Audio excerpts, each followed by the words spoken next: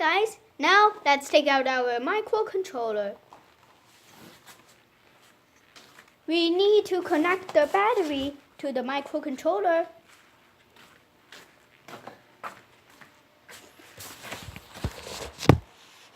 See this part over here? You will connect this part to somewhere in the microcontroller. Let me see.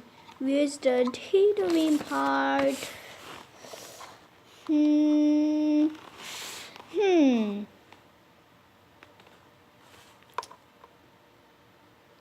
I think maybe it's the power.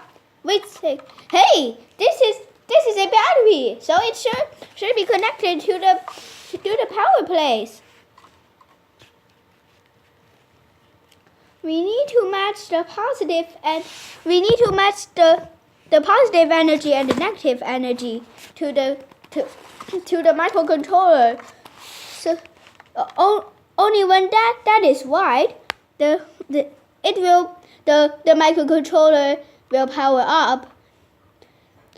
The red line is positive energy. The black line is negative energy.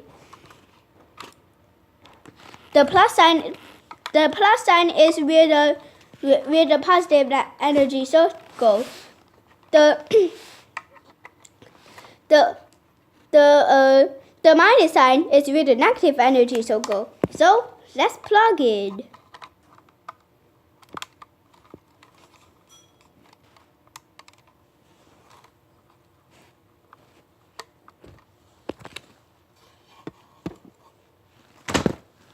Okay, so that's all of this video.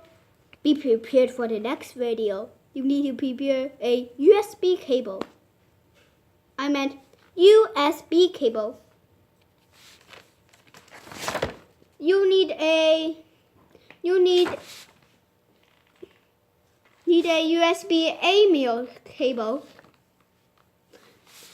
So that's all for our video. Remember to be prepared for the next video.